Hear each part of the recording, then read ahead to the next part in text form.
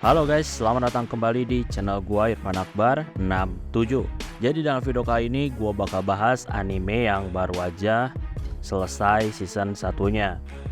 Gua suka sama ceritanya, makanya ya gua mau bahas judul ini. Jadi judul yang mau gua bahas ini adalah I Parry Everything, atau dalam bahasa Indonesianya adalah Akan Kutangkis Semuanya. Jadi ya seperti biasa nih, dalam video kali ini gua tuh bakal bahas novelnya. Novel yang gua bahas ini adalah volume 3-nya, dan video ini adalah part 1-nya.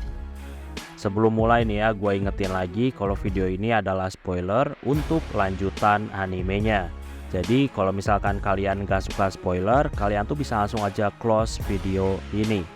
Sebelum kita mulai, gue di sini mau ngingetin lagi ke kalian, jangan lupa untuk subscribe channel ini. Dan jangan lupa juga untuk nyalain loncengnya supaya kalian dapat notif kalau channelnya update video terbaru. Oh ya, buat kalian yang mau support gua, kalian tuh bisa langsung aja gabung dan join ke membership, atau bisa juga ngasih jajan via super chat, atau bahkan lewat link Saweria yang ada di deskripsi maupun komentar video ini. Gua juga di sini mau ngasih tahu ke kalian kalau gua tuh punya channel khusus yang bahas tentang manhwa. Jadi buat kalian yang suka sama komik Korea, kalian tuh bisa langsung aja mampir ke channel gua yang satunya, yaitu Irfan 67. Oke, tanpa basa-basi lagi, langsung aja kita mulai ke ceritanya. Jadi kisah dimulai dari Raja Clay yang menerima kunjungan dari High Priestess Astira, pemimpin dari teokrasi suci kerajaan Mitra. Nah, pertemuan itu diadakan di istana yang hancur akibat invasi yang dilakuin kekaisaran. Di sini Astira tentunya mengucapkan bela sungkawa dan dia menawarkan bantuan pemulihan negara. Raja Clay tentunya di sini ngucapin terima kasih atas kebaikan Astira, tapi walaupun gitu Raja Clay di sini terlihat waspada. Ya, raja ini udah menyelidiki tentang penyerangan dan ada kemungkinan bahwa teokrasi terlibat hal itu. Makanya sekarang raja waspada. Di sini juga ada obrolan tentang Demon Heart yang merupakan produk yang diproduksi sama negara teokrasi. Dan Demon Heart itu dipakai sama kekaisaran dan akhirnya menyerang kerajaan Clay. Ya, Astira di sini ngasih tahu kalau Demon Heart itu kemungkinan dicuri. Tapi di sini Raja Clay tentunya nggak percaya. Astira juga di sini nanyain informasi tentang adanya ras demon yang dijadikan warga negara di negara Clay.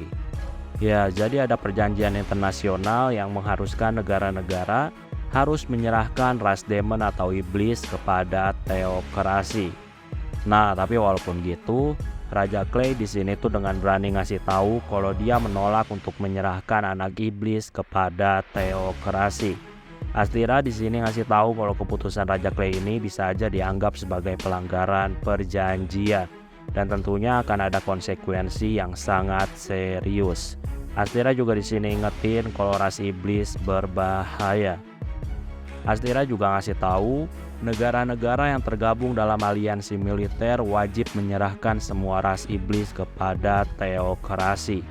Raja Clay di sini tentunya tetap tenang walaupun sebenarnya dia tuh berada dalam tekanan yang sangat besar. Raja Clay di sini ngasih tahu kalau negaranya nggak tergabung dengan aliansi militer. Raja Clay di sini ingetin kalau teokrasi lah yang menolak negaranya bergabung dengan aliansi. Astira di sini tersenyum dan dia sekarang ngasih tahu kalau dia tuh bakal segera mengurus administrasi untuk mengundang negara Clay menjadi anggota aliansi militer. Di sini Raja Clay ngasih tahu kalau dia bakal mempertimbangkan hal itu. Nah, di sini obrolan kembali lagi kepada ras iblis. Raja Clay di sini bilang kalau teokrasi tuh nggak punya hak untuk mengatur perlakuan setiap negara terhadap ras iblis. Raja Clay juga di sini tuh ngungkapin soal dugaan monopoli Demon Heart yang dilakuin sama teokrasi. Perkataan Raja Clay saat ini tuh membuat Astira marah.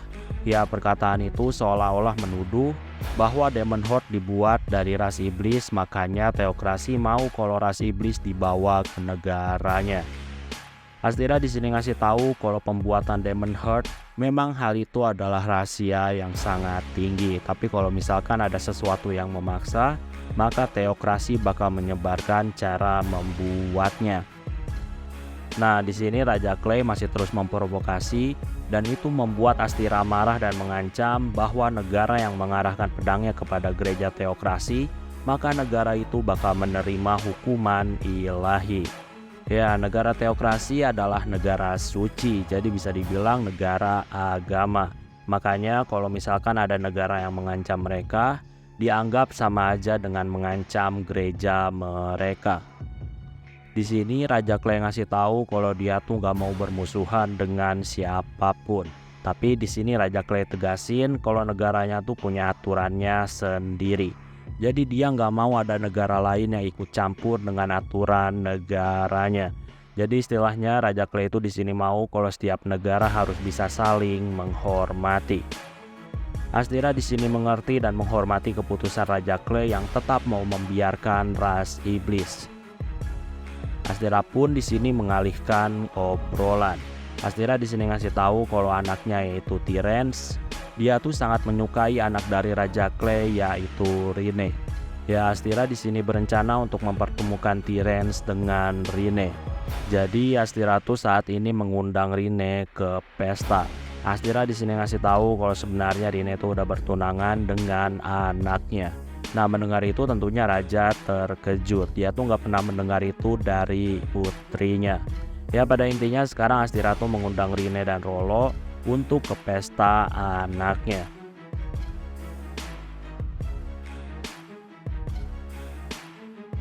Saat ini Raja Clay tentunya menanyakan kepada Rine info tentang pertunangan dengan Pangeran Tyrannus. Di sini Rine membantahnya. Rine di sini ngasih tahu ketika dia belajar di negara teokrasi, Tyrannus tuh selalu ngaku-ngaku kalau dia adalah tunangannya. Jadi ya dari dulu emang udah ngaku-ngaku. Faktanya Rine tuh selalu menolak Tyrannus. Raja pun di sini jelasin tentang undangan pesta dari negara teokrasi. Ya tentunya Raja juga jelasin tentang kemungkinan bahayanya kalau misalkan Rine menerima undangan tersebut. Nah, setelah dijelasin, Rine pun di sini mau mutusin untuk datang ke pesta tersebut, tapi dia mau kalau Nor lah yang menjadi penjaganya. Di sisi lain saat ini seperti biasa Nor melakukan pekerjaannya dengan membantu warga. Apalagi pasca negara diserang sama musuh. Jadi banyak hal yang harus dilakuin sama Nor dalam membangun ulang negara. Dan seperti biasa juga Nor ini menggunakan pedang overpowernya untuk mengatasi berbagai macam pekerjaan konstruksi miliknya. Nah, di sini karena Nor ini menggunakan pedang dalam setiap pekerjaannya, tentunya hal itu menarik perhatian para pekerja lain dan mereka tuh banyak bertanya kepada Nor. Nah, ketika istirahat juga Nor tuh ceritain kisah petualangannya, salah satunya tentang penaklukan seekor goblin. Orang-orang yang mendengar cerita mereka tuh tentunya kaget karena Nor ini menggambarkan goblin sebagai sosok yang sangat kuat, padahal harusnya biasa aja. Ya, tapi di sini Nor dengan pede menjawab kalau orang-orang biasa pasti meremehkan goblin, padahal aslinya goblin sangat kuat. Ya, tentunya goblin yang dihadapi Nor ini tentunya berbeda dengan goblin yang masyarakat umum ketahui. Jadi orang-orang tuh di sini hanya tertawa ketika mendengar cerita-cerita dari Nor. Ya, walaupun banyak orang yang terlihat skeptis dan gak percaya, tapi mereka semua tuh terhibur dengan cerita dari Nor. Dan mereka tuh mau terus mendengar cerita dari Nor. Nor sekarang tuh udah dianggap seperti pendongeng yang udah diakui sama orang-orang. Saat ini ada adegan di mana Rine menemui Nor dan keduanya pun akhirnya makan bersama. Tentunya Rine di sini ngasih tahu kalau dia tuh mengajak Nor untuk ikut dalam undangan pesta ke negara teokrasi. Rine juga di sini ngasih tahu kalau perjalanan kali ini jauh lebih berbahaya. Mendengar itu, Nor pun sekarang mikirin tentang bahayanya. Ya, Nor ini udah mendengar bahwa negara ini diserang sama Goblin Emperor yang sangat besar. Nor yang tahu itu saat itu dia merinding. Bagi Nor, Goblin biasa aja udah sangat besar, apalagi negara harus menghadapi Goblin Emperor. Jadi udah pasti bagi Nor itu Goblin Emperor udah pasti ukurannya tuh berkali-kali lipat dari yang pernah dilawan Nor. Ya, jadi Nor ini masih tetap salah paham tentang Goblin. Sebenarnya Goblin yang dilawan Nor ini juga merupakan Goblin Emperor, tapi ya karena gak tahu makanya dia tuh salah paham. Oke, sekarang balik lagi ke permintaan dari Rin.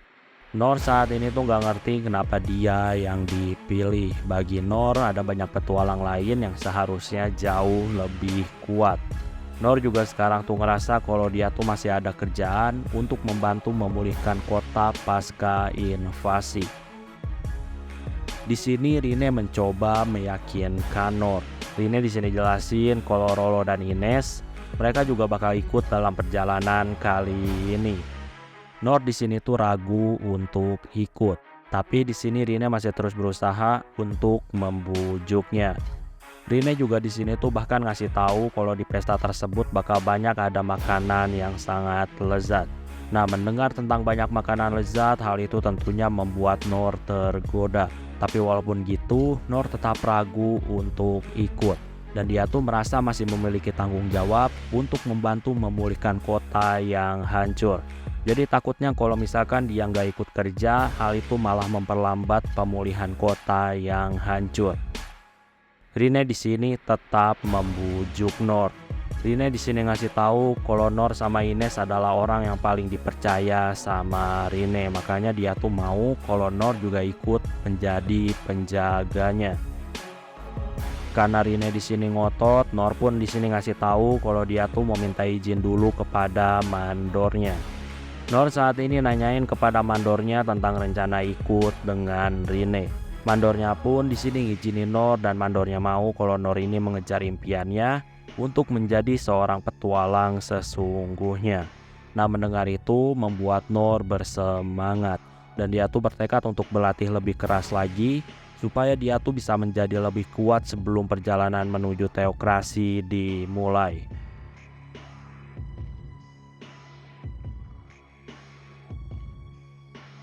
Saat ini ada adegan di mana Nor latihan sangat keras dan seperti biasa latihannya tuh adalah latihan tangkis, dan tangkis. Saat ini juga ada adegan di mana Nor datang kepada guild petualang dan dia tuh meminta tugas yang melibatkan pertarungan. Setelah ngobrol, petugas guild di sini jelasin tentang area di sekitar Dungeon of Lost yang sedikit hancur karena invasi kekaisaran.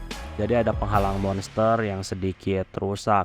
Nah, karena ada sedikit kerusakan itu, beberapa monster lemah berusaha keluar dari dungeon. Nor di sini tentunya nanyain tentang bahaya monster tersebut.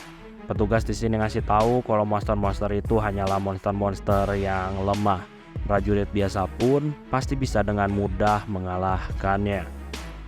Petugas di sini jelasin kalau monster-monster itu berupa ghost, skeleton, dan lain-lain. Tapi pada intinya mereka adalah monster yang lemah.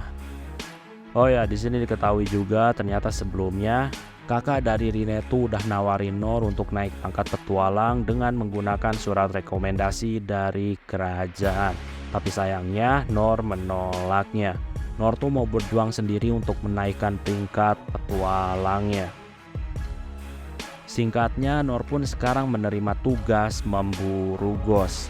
Saat ini Nor mengajak Rine untuk ikut memburu ghost. Keduanya pun sekarang masuk ke dalam ruang bawah tanah di dekat Dungeon of the Lost. Nah, ketika di jalan, Rine di sini jelasin tentang berbagai teori asal-usul dari ghost. Rine juga di sini ngasih tahu kalau ghost hanyalah monster biasa, jadi ghost bukanlah ancaman. Nah, ketika masuk ke dalam ruangan yang gelap, singkatnya Nor menginjak jebakan dan Nor pun saat ini jatuh ke sebuah ruangan remang-remang. Nor saat ini mendengar suara raungan dan dia tuh melihat monster raksasa. Nah, melihat betapa besarnya monster itu, Nor di sini nyimpulin kalau itu adalah ghost. Nor nyimpulin gitu karena goblin yang dia lawan aja sangat besar. Jadi sangat wajar kalau misalkan monster ghost juga ukurannya besar seperti itu. Gak lama di sini Rine terjun dari atas dan akhirnya dia pun sampai di bawah. Rine saat ini tiba-tiba membeku ketika dia tuh melihat ada monster raksasa. Nor di sini menyuruh Rine untuk mundur ke belakang. Nor ngasih tahu kalau saat ini dia mau menghadapi monster ghost itu sendirian. Tentunya Nor juga ngasih tahu kalau misalkan keadaan mendesak, maka Rine bisa membantunya. Rine di sini ketakutan dan dia tuh mencoba tetap tenang. Dan Rine ngasih tahu kalau dia tuh bakal membantu semampunya. Nor saat ini mendekat ke arah monster tersebut. Terlihat di sini monster itu menggunakan tangan-tangan tentakelnya untuk menyerang. Tapi di sini Nor bisa menghindar dengan gerakan yang sangat cepat. Bermacam-macam serangan tentakel menuju ke arah Nor sampai Nor pun akhirnya kewalahan. Nor pun di sini menggunakan pedangnya untuk menangkis serangan-serangan tersebut dan ternyata serangannya tuh memang bisa dipantulkan. Nor di sini tentunya terkejut karena ternyata pedangnya tuh mampu menangkis serangan dari hantu. Padahal harusnya hantu tuh nggak bisa mempan terhadap serangan fisik. Nah, karena bisa ditangkis menggunakan pedang, Nor pun saat ini mulai memikirkan strategi. Sekarang monster itu terus menyerang dengan menggunakan tentakel, tapi Nor dengan mudah menangkis semua serangan tersebut. Nor juga di sini menggunakan sihir lemah yaitu Tiny Flame. Nah, sekarang Nor menggabungkan 5 api kecil yang muncul dari kelima jarinya dan cahaya dari api itu sekarang membuat monster itu ketakutan. Nah, di saat yang tepat Nor pun melempar api yang udah digabungkan tersebut. Saat ini terjadi ledakan dahsyat dan itu menghancurkan sebagian tubuh monster itu. Tapi ya ternyata itu masih belum cukup karena monster itu mencoba untuk memulihkan dirinya dan mau menyerang lagi. Nor gak mau biarin momentum dan dia pun melempar pedangnya dan menusuk monster itu. Nah, tusukannya tuh hingga menusuk ke altar yang ada di belakang monster itu. Nor sekarang munculin 10 api kecil dari jari-jarinya. Nor dalam hatinya berharap kalau serangan dia tuh bakal berhasil. Karena kalau misalkan gagal maka mau gak mau Nor tuh harus meminta bantuan Rine. Nah, ketika menggabungkan semua api di jari-jarinya, Nor pun saat ini melempar api itu dan terjadilah ledakan yang sangat besar. Dan itu ternyata menghancurkan monster sekaligus altar yang ada di belakang monster tersebut.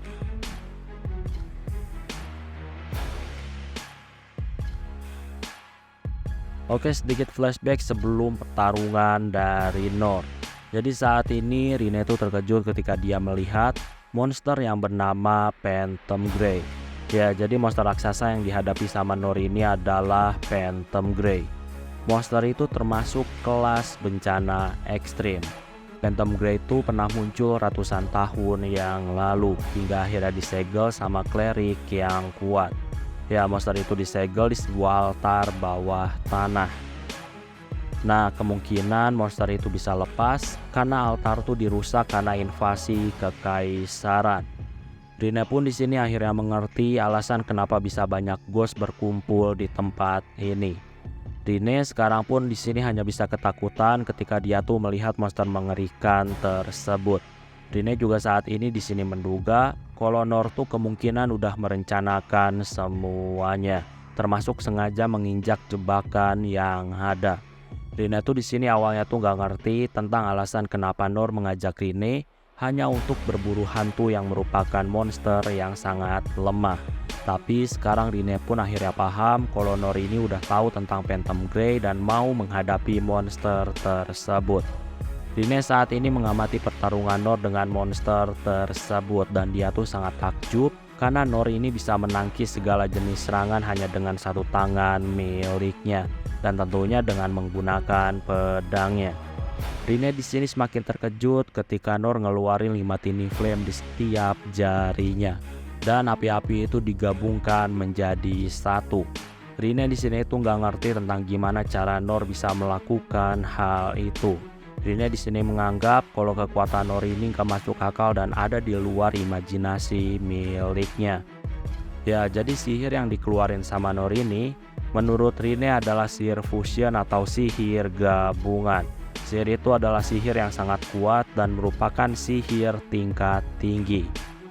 Rine di sini hanya bisa terdiam ketika dia melihat kekuatan dari Nord.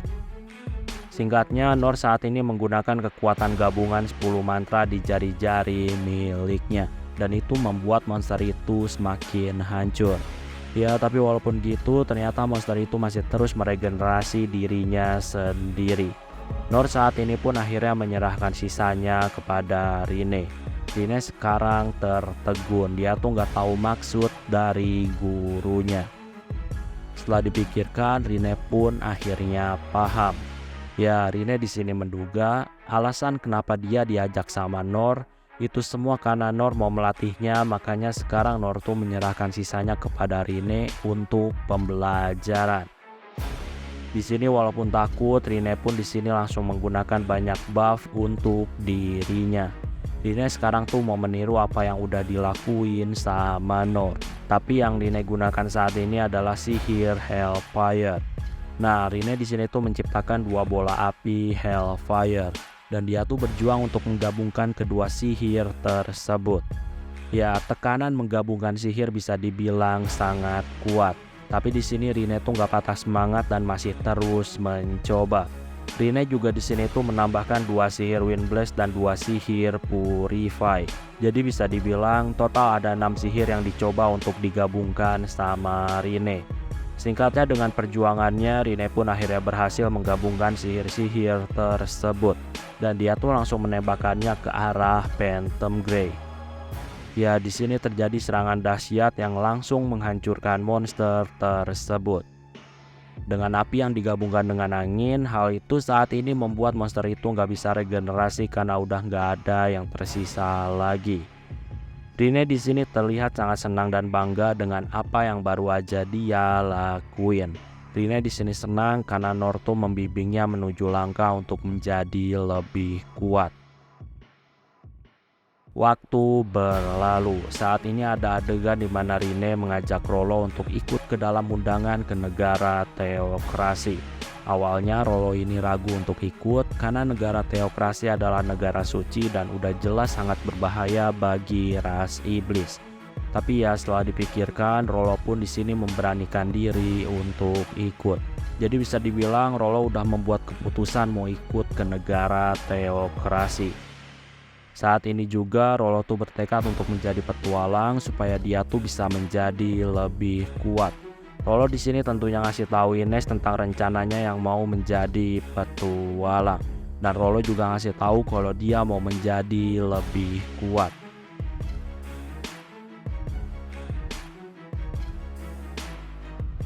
Saat ini ada pertemuan antara para 6 penguasa. Ya, 6 penguasa ini adalah orang-orang yang terkuat di negara Clay. Saat ini Rollo ikut pertemuan dan dia tuh ada di hadapan 6 penguasa.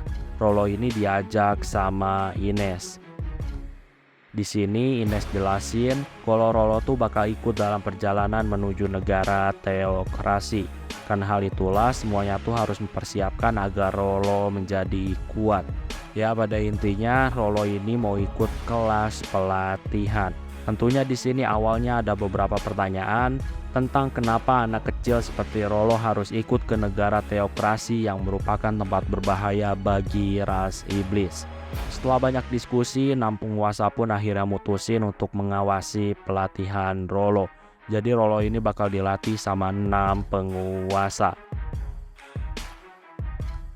Di sisi lain, saat ini Pangeran Rain lagi merenung. Rain tuh udah mendapatkan laporan tentang adanya monster Phantom Grey. Tentunya Rain juga mendapatkan laporan bahwa altar yang menyegel Phantom Grey saat ini tuh udah hancur karena serangan sihir tingkat rendah dari Nord. Rain sekarang juga mikir bahwa serangkaian peristiwa yang terjadi pasti adalah ulah seseorang. Jadi kemungkinan ada kelompok yang merencanakan segala peristiwa. Salah satunya adalah peristiwa invasi kekaisaran. Tapi ya, di sini Rain tuh masih belum punya bukti kuat tentang siapa pelaku sebenarnya dari serangkaian peristiwa yang terjadi di kerajaannya. Nah, di sini Rain tuh curiga kalau teokrasi itu kemungkinan terlibat dan sangat ingin membunuh Rine. Walaupun gak ada bukti, Rain tuh saat ini sangat mewaspadai teokrasi. Rain juga saat ini sangat marah dan kesal karena masih belum bisa menemukan pelakunya. Rain saat ini curiga kalau teokrasi itu kemungkinan mau menguasai kerajaan Clay untuk diambil asetnya, terutama aset Dungeon of the Lost. Ya, itu adalah sebuah dungeon misterius yang dipenuhi sama banyak harta. Ya, jadi Dungeon of the Lost ini memang menarik perhatian banyak negara sejak zaman dulu. Dungeon itu dipercayakan kepada negara Clay karena memang letaknya di sana. Tapi ya kalau misalkan negara Clay ini nggak bisa menjaga dungeon dan membiarkan monster-monster keluar dari dungeon dan menjadi ancaman bagi rakyat, bisa aja negara Clay ini bakal dikecam dan akhirnya dunia tuh mau menguasai negara Clay. Ya, tapi pada intinya dungeon itu menarik banyak perhatian negara. Rain juga di sini tuh merasa beruntung karena Phantom Grey itu bisa langsung diatasi sama Nor dan Rine. Karena kalau enggak bisa aja itu bakal menjadi ancaman dan itu bisa dijadikan alasan oleh negara lain untuk segera menginvasi kerajaan. Tapi ya untungnya Phantom Grey berhasil diatasi. Rain juga di sini mengakui kalau Rine ini adalah sosok yang sangat penting bagi kerajaan Clay. Makanya Rine mau dibunuh. Ya, bagi Rain, Rine ini adalah kunci masa depan bagi kerajaan Clay. Rine itu dianggap sebagai sosok yang sangat jenius. Selain itu banyak rakyat yang kagum sama Rine. Rine itu digadang-gadang bisa menjadi pemimpin yang sangat hebat. Rain juga di sini tuh yakin kalau Rine memimpin kerajaan ini, Rine tuh pasti bisa membawa kerajaan Clay ke dalam masa kejayaan yang baru. Ya, karena hal itulah Rain tuh sangat mewajarkan kalau misalkan ada orang yang mau membunuh Rine karena Rine ini memanglah adalah sebuah ancaman yang nyata di masa depan. Rain juga sekarang tuh mikirin tentang potensi kemungkinan kalau negara teokrasi mau menjebak Rine. Makanya negara teokrasi saat ini mengundang Rine. Tapi walaupun gitu, Rain juga ngerasa kalau undangan itu bisa dimanfaatkan dengan baik sama pihak kerajaan Clay. Ya, jadi dengan adanya undangan itu, kerajaan Clay itu bisa menyerang negara teokrasi dari dalam. Tapi ya tentunya rencana untuk menyerang negara teokrasi dari dalam, hal itu tentunya sangat beresiko dan kemungkinan terburuknya Rine bisa aja terbunuh. Karena hal itulah sekarang Rain menjadi ragu, karena bisa aja putri Rine terbunuh. Rain saat ini masih terus mikirin tentang langkah apa yang harus segera diambil. Dan Rain pun akhirnya udah membuat keputusan.